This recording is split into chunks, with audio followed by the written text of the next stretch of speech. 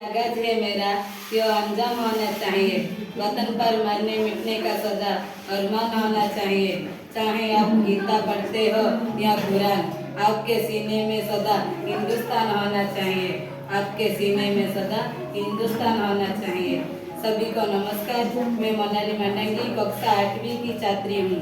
साथियों, आज का यह ऐतिहासिक दिन, जिस दिन हमारे देश का संविधान लागू हुआ और हम विदेशी कानून से मुक्त हुए थे। मगर यह गणतंत्र हमें इतनी आसानी से नहीं मिली थी।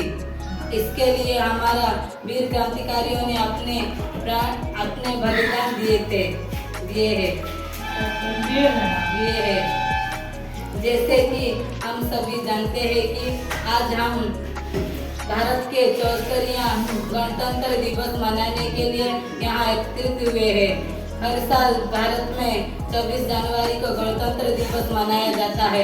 यह हमारे राष्ट्रीय पर्व है।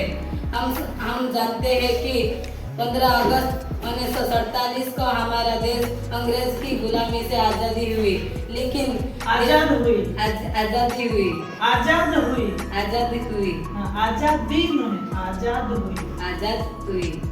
लेकिन देश की शासन व्यवस्था के लिए हमारे पास अपने संविधान नहीं था। ऐसे में तब एक संविधान सभा गठन किया गया। संविधान सभा का गठन किया गया और संविधान बनाया गया। Doctor B R. अम्बेडकर जी को हमारा संविधान का जनक कहा जाता है।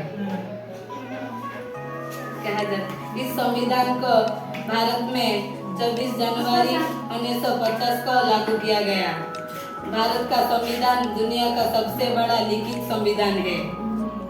हमारे भारत का संविधान सभी नागरिकों को कोई गुरुत्वपूर्ण अधिकार देता है। हमें अपना संविधान को सम्मान करना चाहिए। तो आइए आज गणतंत्र दिवस अवसर पर हम सभी प्रतिज्ञा करते हैं कि इन सभी समस्या को सुलझाने के लिए पूरा प्रयास करेंगे और हमारा देश को विश्व का सर्वश्रेष्ठ देश बनाएंगे। जाते जाते मैं अपने भाषण को इस पद के साथ समाप्त करूंगी कि देशभक्ति से ही देश का शान है। हम उस देश की फूल या यारो जिस देश का नाम हिंदुस्तान है। जय हिंद, जय भारत, धन्यवाद।